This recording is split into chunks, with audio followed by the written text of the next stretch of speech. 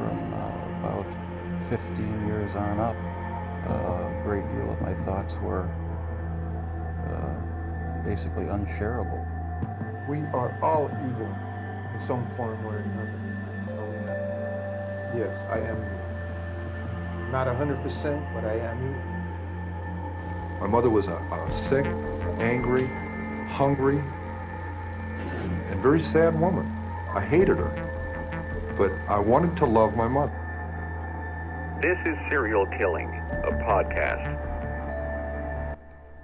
Hello, and welcome to Serial Killing, a podcast, where we also veer off the serial killer path to delve into other true crime topics within our beloved community. Again, I want to say thanks to my patrons, Kaizen, Emily, Gabrielle, two Emmas, Galen, Cassandra, David, John, and my girl Judy. Thank you so much. Now, this podcast will be about a serial killer of sorts, though most would call him a pioneer and gunslinger during the Old West times. His name was Porter Rockwell, aka Old Port and the destroying angel of Mormondom. Now, the exact date of birth for Orrin Porter Rockwell is actually shown on two different dates. We have June 28th, 1813, or June 25th, 1815, in Belchertown, Massachusetts. Either way, let's see what life was like back then. Now, in 1800, the U.S. Capitol was officially moved from Philadelphia, Pennsylvania to Washington, D.C. A few months later, the U.S. Congress met in Washington, D.C. for the first time. In 1801, Thomas Jefferson was inaugurated as the third president in Washington, D.C. In 1803, a landmark Supreme Court decision which greatly expanded the power of the court by making it their right to declare acts of Congress unconstitutional. This same year, the United States agreed to pay France $15 million for the Louisiana Territory, which was a huge amount of land from the Mississippi River to the Rocky Mountains, roughly 830,000 square miles. In 1804, we see Lewis and Clark, the famous explorers, head out from St. Louis, Missouri on a mission to explore the western part of the continent and find a route to the Pacific Ocean. The next year, Thomas Jefferson was made president again, just before Lewis and Clark reached the Pacific Ocean. Then we get into the time of Porter's birth. There was the War of 1812, which is a long story, but in summation, Great Britain were making attempts at restricting the new country's trade, new U.S. naval activities, as well as expansion westward to find new territories. The infant United States fought against the British, Canadian, and Native American forces during this war, including the capture and burning of the nation's capital in August of 1814. Also in 1814, Francis Scott Key wrote the Star-Spangled Banner. But they were able to recover with a new confidence and spirit of patriotism, and the war ended with a treaty in 1815. Many U.S. citizens celebrated this war as a, quote, second war of independence. So it was during this time of expansion and through strife and the birth of a nation when Porter was born. Now, his paternal ancestors had come to the New World sometime in the mid-1600s from Fitzhead, Somersetshire, England, to the Norwich, Connecticut area. The town of Norwich wasn't technically founded, though, until 1784. The first generation born in the New World was Josiah Rockwell in 1662. The next generation was Daniel Rockwell, born in 1689 in Norwich. Then came Amariah in 1728, and the next was Jabez, who was born in Coventry, Connecticut in 1760, this of course being Porter's grandfather. His father, Orrin Sr., was born in 1784 in Tolland, Connecticut. Porter's mother was Sarah DeWitt, born in 1785 in Massachusetts. Her past family had also come from England. Now, Orrin and Sarah were married in November of 1809, and together they had a total of 9 children, Porter being the second born and the first son. In 1817, when Porter was still a very small child, and also before most of his siblings had even been born, the family moved to near Manchester, New York. Once there and the family had settled, they got some new neighbors. Orrin then met and befriended a man named Joseph Smith Sr., who had just moved from Vermont to that area. Joseph's son, of course, being the Joseph Smith, who founded the Mormon religion. Now, it was during this time that in the area that they were living in, there was this described kind of, quote, intense religious revivalism during the Second Great Awakening, occurring between 1790 and 1840, where people were spreading their Protestant beliefs through emotionally charged sermons that led to a lot of religious reform movements. The key to this was indeed the revivals they held, and the emphasis was on salvation by institutions. This awakening comforted people during a time when there were a lot of social and political changes happening in America. Now, Joseph Smith's story is a whole other podcast entirely, but a very, very long story short, in 1820, this man claimed he began having visions, his first being 2 personages, meaning the literal God and Jesus. Another vision was just a few short years later when he claimed an angel allegedly directed him to a buried book of golden plates with writing etched into them with Judeo-Christian history of an ancient American civilization. The English translation, of course, became the official Book of Mormon. He then established the Church of Christ, and then later were called Latter-day Saints, aka Mormons. So Porter and Joseph Jr. became friends as their fathers had indeed become close, though Joseph Jr. was about 8 to 10 years older than Porter. Porter spent a lot of time at his friend's house and farm, and it is reported that Joseph Jr. actually acted as kind of a big brother to Porter. However, it is important to know that Porter never really learned to read or write. Now, illiteracy wasn't that uncommon back then. But the 2 families got together in the evenings during the growing season and even more during the winter. Joseph's father was given the title of Master Mason in 1818. He took his sons on treasure-digging excavations and one of the, quote, 8 witnesses of the Book of Mormon.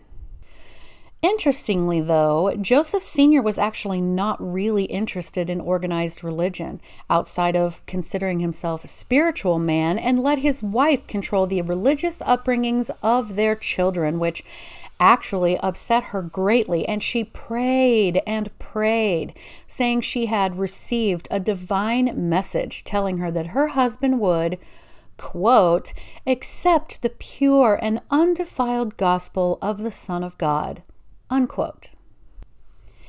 And of course, it was then that he began having visionary dreams with a lot of symbolism. So in the 1820s, Joseph Jr., of course, began speaking about his visions and these golden plates, and as you might have guessed, the Rockwell family were some of the very first to hear all about it, and of course it would have made a huge impression on Porter. And actually, young Porter reportedly went out and picked berries at night during his free time, and he also hauled wood into town, which would have been very hard work, and sold that to help pay to publish the Book of Mormon.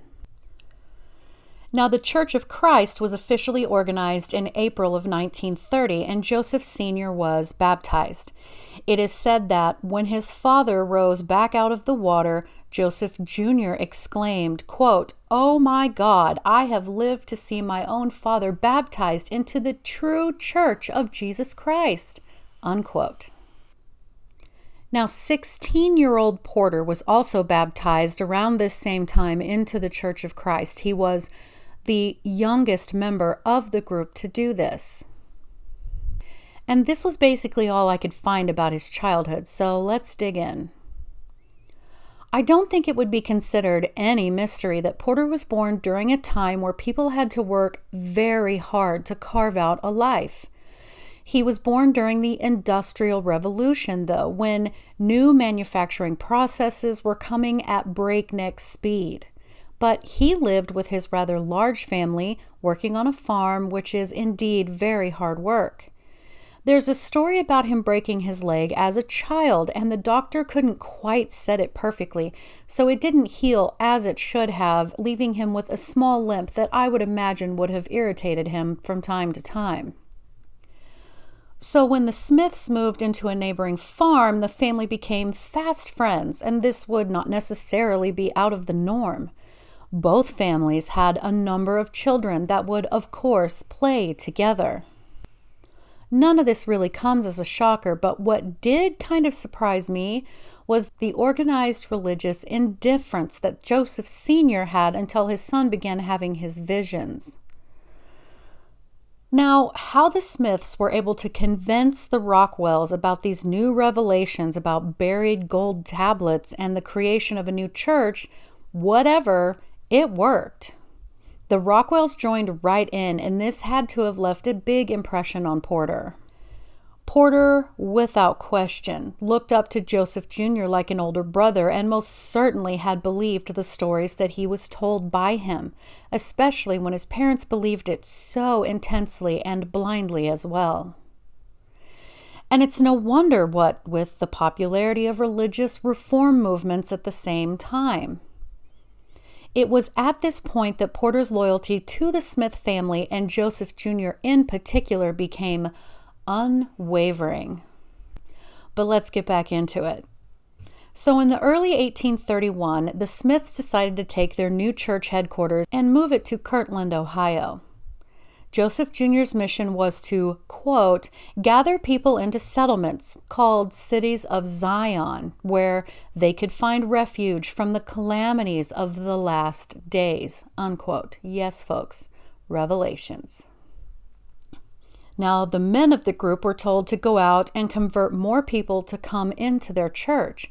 This missionary program was pretty successful and really still continues today.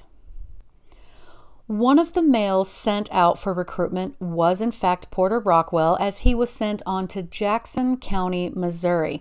Now, this place is of huge importance to Mormons.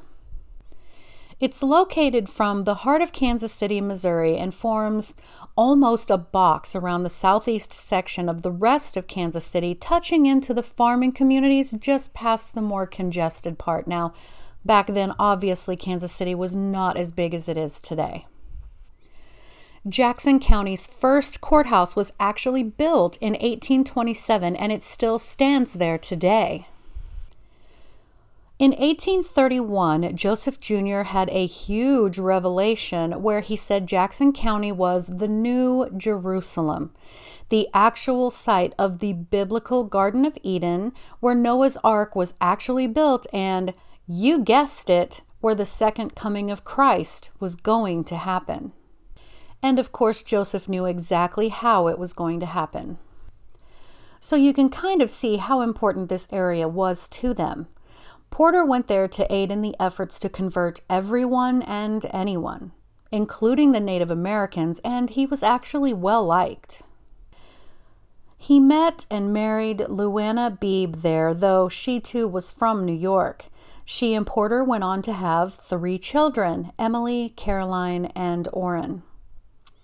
During his time in Missouri, he became a skilled marksman with a gun and also operated a ferry to cross the Missouri River, and this is how he made money. During this time, more and more Mormon settlers began to migrate to Missouri from all around New England, and by 1833, there were at least 1,200 Mormons living in that area, making up pretty much half of the population. Now, the locals in the area were not at all happy about the Mormons being there. The cultural divide alone added to the building tensions. Their rapidly increasing numbers threatened to give them political control over the towns that they were settling in. Now, the locals tolerated them in small numbers, but once they began to fervently try to convert everyone, the Mormons became simply unbearable. At this point, Joseph Sr. was ordained as the church's first presiding patriarch in December of 1833 in Kirtland, Ohio. Joseph Jr. looked up to his father as the biblical Adam. He actually said, quote, "So shall it be with my father. He shall be called a prince over his posterity, holding the keys of the patriarchal priesthood over the kingdom of God on earth, even the church of the Latter-day Saints." Unquote. Now, in late 1838, the Missouri Mormon War, or the 1838 Mormon War, began. It had started with the locals attempting to evict the Mormons out of Jackson County, which was at first successful. Only Porter and the rest moved basically just outside of that area, which led to more tension, and again the locals tried desperately to get them to leave, to force them to leave. A fight broke out that brought out the Missouri Volunteer Militia to try to get it under control. Missouri's then Governor Boggs issued Executive Order 44, known as the Extermination Order, which stated that the people of Missouri could evict Mormons by any means possible, including violence. Now, this order was a response to what he called, quote, "open and avowed defiance of the laws," unquote. Part of his order actually read, quote, "their open and avowed defiance of the laws and of having made war upon the people of this state. The Mormons must be treated as enemies and must be exterminated or driven from the state if necessary for the public peace. Their outrages are beyond all description." Unquote. So the church elders would usually meet at Porter's house, who was a deacon by this point, to try to figure out how to keep the locals from persecuting them. As the local Missourians' anger toward the Mormons rose, they sort of formed a mob and showed up at Porter and his family's home, as his parents lived nearby, and Luana, Porter's wife, insisted that he go hide, so he did. The locals allegedly harassed his wife and his children and then set his house on fire. Now, that last bit's source was from a Mormon talking about this, so I would take that with a tiny bit, little grain of salt. Nonetheless, he was forced to leave. It is said that Porter, along with Joseph, traveled to Washington, D.C. to try to get some level of justice against the citizens of Jackson County. They wanted the government authorities to right the wrongs suffered by their people. They were no doubt unsuccessful. So then it was rumored that Joseph ordered the assassination of Governor Boggs and that he asked his very good friend and ranking member within the Mormons, Porter, to do it. Now, you see, Boggs had moved into a home within the limits of what the Mormons had deemed their city of Zion after they had all been run out. So in May of 1842, Boggs was shot by someone who fired through a window as he sat reading a newspaper. He was hit by large buckshot 4 times, 2 in the head, 1 in the neck, and the last in his throat. Miraculously, though very slowly, he recovered and survived.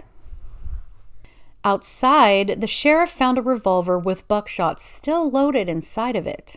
The gun, as it turned out, had been stolen from a local shopkeeper, and the shopkeeper told the sheriff that it had most certainly been done by Porter Rockwell. Porter was subsequently captured and held in prison for nearly a year while he awaited trial.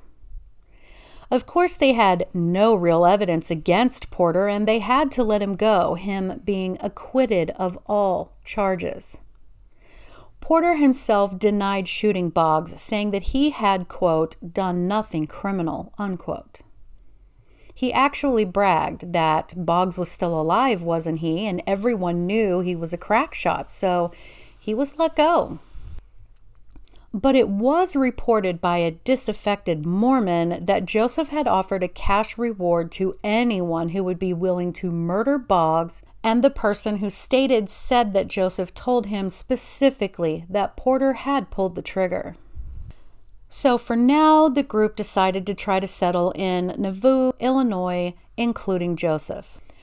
Porter, of course, volunteered to stay back to ensure the safety of the rest of the group, who were not far behind. He finally arrived in Illinois, having grown his hair and beard very long, and showed up at Joseph's house. And at first, Joseph thought that he was a drunken Missourian and ordered him to leave.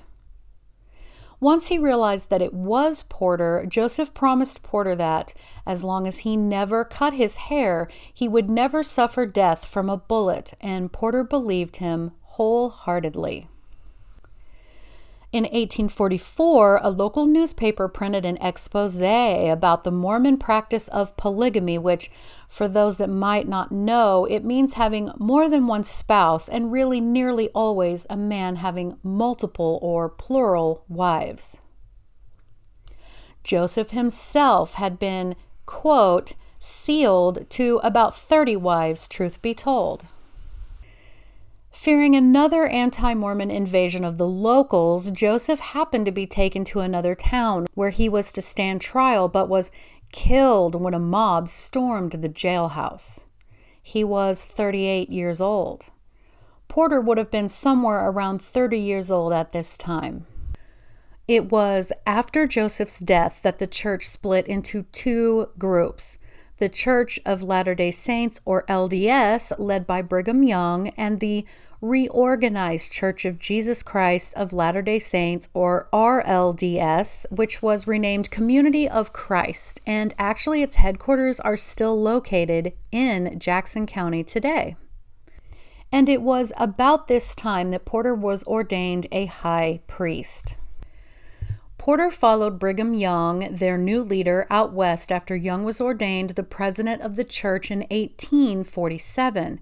They crossed through to Winter Quarters, Nebraska, then on to the Salt Lake Valley, which was still then part of Mexico, though it had just very recently come under American control through war. The day Porter and everyone arrived was July 24th, 1847, and that day is actually recognized as Pioneer Day in Utah. It was also around this time that Porter married his second wife, Mary Ann. Now, Porter was actually celebrated during this journey because he was known to travel ahead 2 days or so to scout out better crossings and safer passages, and he was such an excellent shot that his game hunting helped to keep everyone fed. In 1849, Porter Rockwell was appointed as the Deputy Marshal of the Great Salt Lake City due to his very famous giftedness at shooting, endurance, relentlessness, and complete devotion to the church. Porter continued in this role until the end of his life. While there, he ran the Hot Springs Hotel and Brewery in southern Salt Lake City in an area known as Point of the Mountain. He became quite famous to the locals as a mountain man, and his drinking habits would also be pretty well known, although the Mormon Church strictly prohibits the use of alcohol. And this is where the murdering comes in, because stories of him killing many men as a gunfighter or a religious enforcer became legendary, though Porter announced to a crowd once, quote, "I never killed anyone who didn't need killing," unquote. He was referred to as the Destroying Angel and was said to have killed more outlaws, Mormon outlaws, than Wyatt Earp and Doc Holliday. He even had several of his own kind of classy wanted posters. So in 1857 and in his mid-40s, Porter was suspected of murdering 6 professional gamblers from California while they were being escorted right back out of Utah. And that's not all. Many people suspected him of killing several others, hiding behind the idea that he was the protector of the church. But as much as he had a darkness within him with the booze and the murders, he also, in an incredible act of charity, cut all of his long hair off so that Joseph Smith's brother's widow would have a wig made for her because she had contracted typhoid fever and had lost her own. And if you remember, Joseph had told him his long hair would make him invincible. So in 1866, Porter's wife, Mary Ann, died, and he went on to marry a woman named Christine.